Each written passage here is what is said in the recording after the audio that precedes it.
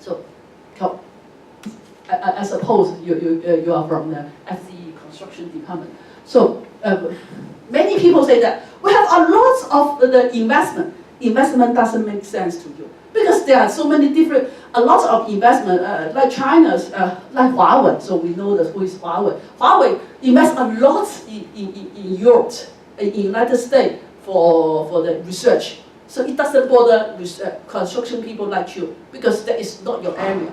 So what is of your interest, incentive, is whether China have any construction work outside.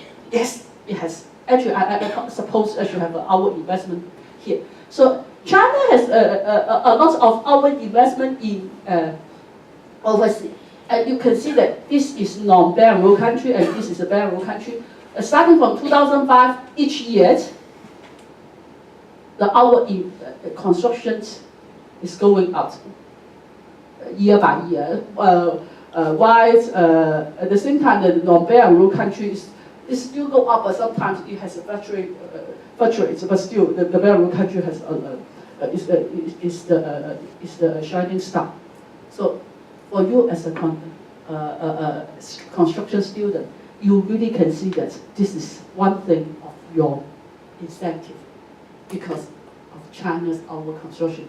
You might wonder whether you can take a share from that. So where China to have our construction? You can see this is the construction data over there. So China has a lot of construction. I mean, construction means energy pipeline is a part of that. Energy is that has a lot of construction in this area. It has minimal over there. This is okay. This area, and especially this one. This country is called Pakistan. Okay, so it is the way that China to connect from the Asia going to Europe, and it has a lot of Africa. So this is the way that if you for Chinese students, if you want to join China's construction movement, so this is the way, probably the area that you need to focus on that. And I think that after the Donald Trump's, Australia probably will be out because of the political tension with them. So how China to do it? What China really want to connect is by railways. And about the high-speed railway. Even though high-speed railway, the railway is very good. So, is there any Indian student here? No? Oh, you okay. I have to go, okay, so we go to the part that I need to share. I have visited India 15 to 20 years ago, something like that. Actually, I visited Pakistan more recently, 2 years ago. So compared with India and China, what the things I feel, because of course we have a lot of the sightseeing place, which is fascinating. I really like India from the sightseeing perspective. However, the food is it's okay anyway. We should not say the food. The food is the personal choice.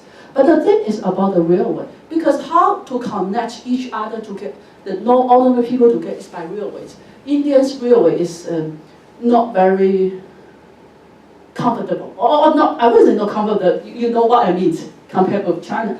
Why China can do it? It is quite different because in India, your railway is operated by government. Is government investment or it's fully government investment? Fully government investment. So, is government invest a lot of money over the railway? Yes, and it's a subsidized investment. Like people don't have to pay a lot to travel in the trains.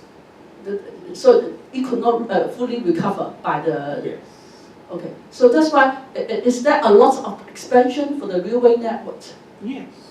Okay, so this is one thing that I try to see, because when times you go to China, China's used 50 years, starting from after this republic, PRC was established. China had a lot of investment about the railways. One thing it can support that because it is a centralized government. You can say that it is a dictator, has a later dictatorship.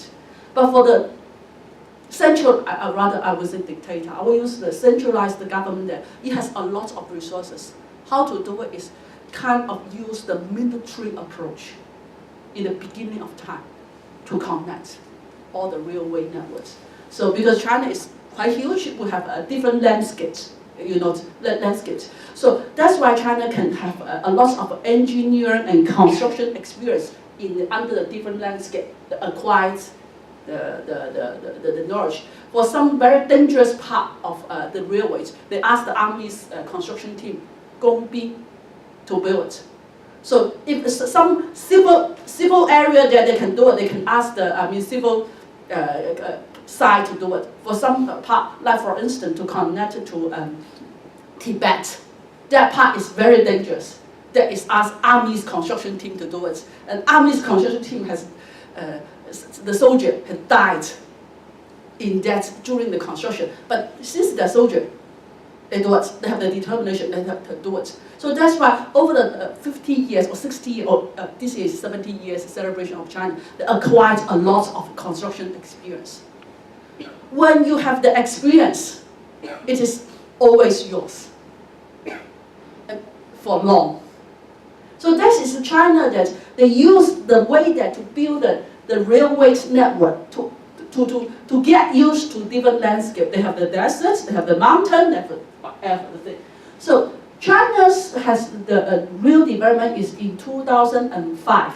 At that time, they decided that before 2005, they used the American model, used highway, which is the time that I graduated. At that time, China's railway is really not very efficient, really not efficient, be honest. So we found that I found no joy to travel by Chinese railways before year of 2000. It is similar quality as India. Be honest, at that time. I said, why I should travel by the railway? I better to go for the highways.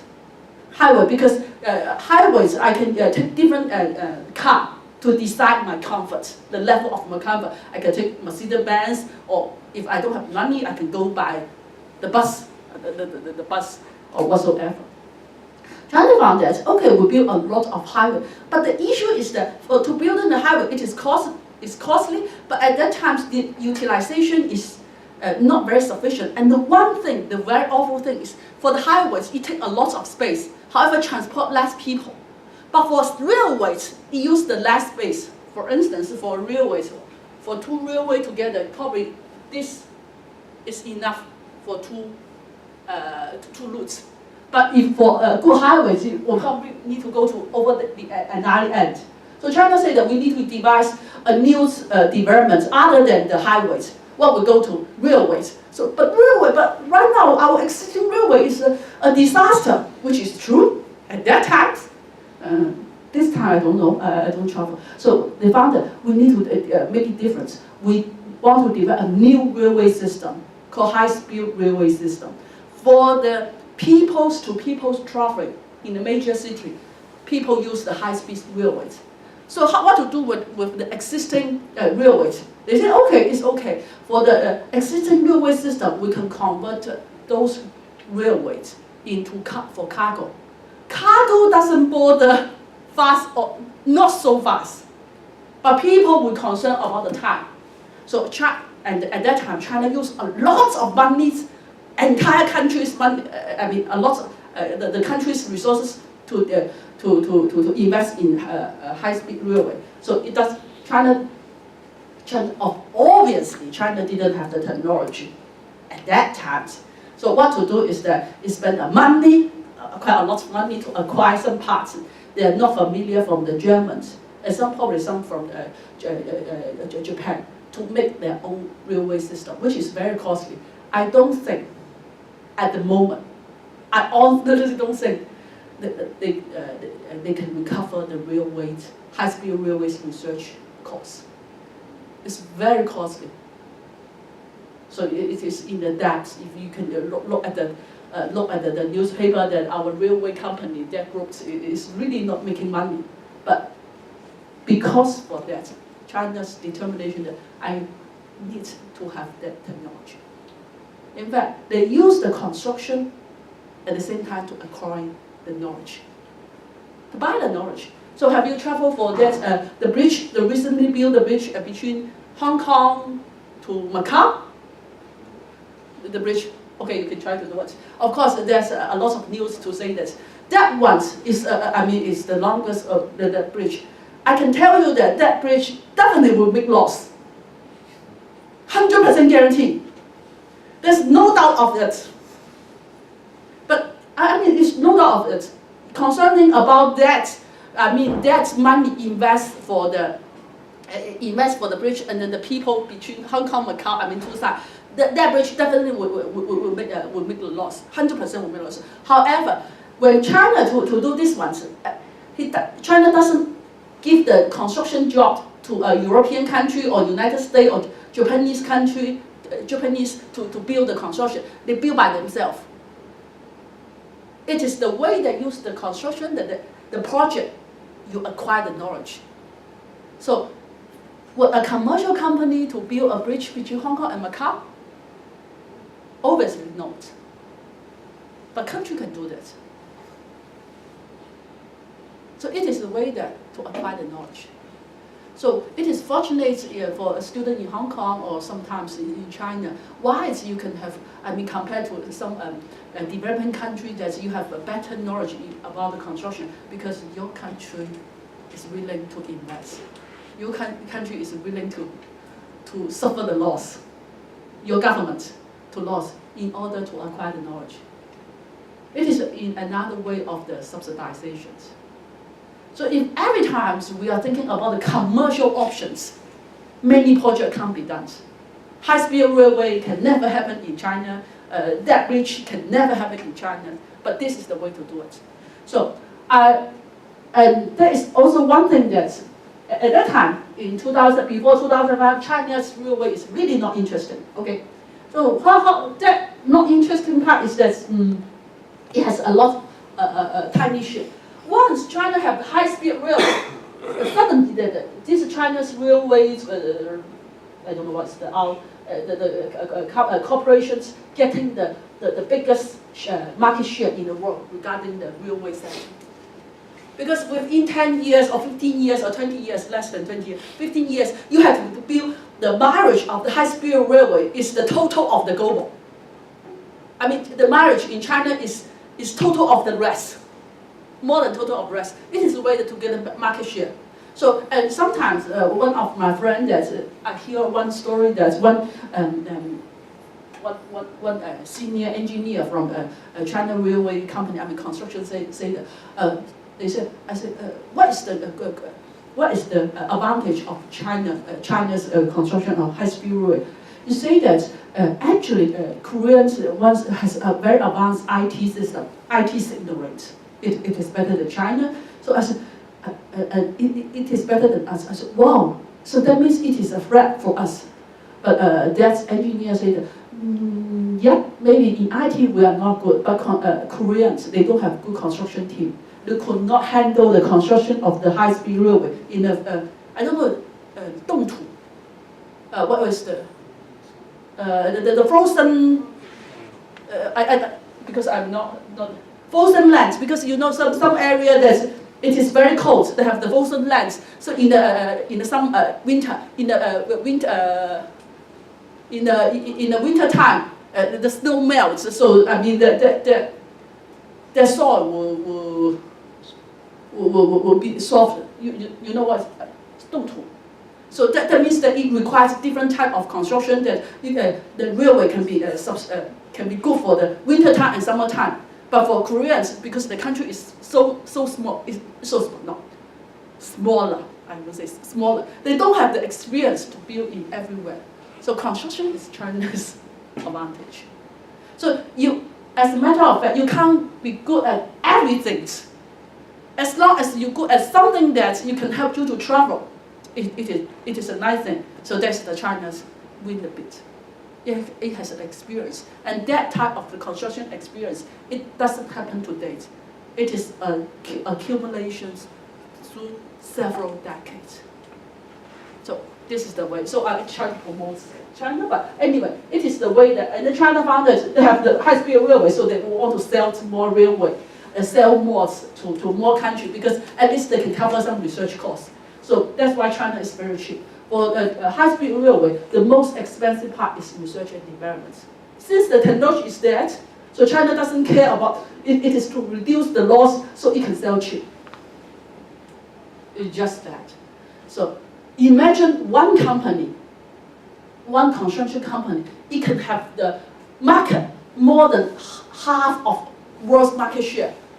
Will it be good for the research? I mean, it has more than half of the world market share, global market share. It must have a lot of the resources for the research development to recover its research costs. And that company, it belongs to China. In fact, it's Chinese government bailout. So this is the way. So at the same time, recently I found taking China's railways getting more enjoyable because they are no longer that slow. Just like Kim Jong-un's travel from, his country going to Vietnam, in those days, 20 years ago, it is 60 and 80 kilometers. So China tried to increase the speed. And that I found that it becomes the project between Iran. China is going to help the Iran to connect railway between Tehran to Mashhad, which is two countries that to use a cheap way to speed up. Since you can't change your railways, it will be better that you speed up, so you can improve the efficiency. That is China's construction. China's construction and railway, it is use country's power. It is use political power to mobilize resources. It is not a market. So this is how this differentiate China's model and India's model somehow, because strong governments in terms of comprehensive and cutting edge, pursuing for the cutting edge, the knowledge. So sometimes I have Indian friends say that China you have an issue about the human rights. I say yes. We not only have a human rights issue, we even have animal rights issue because in this part of China we eat many animals, different animals that you can't imagine.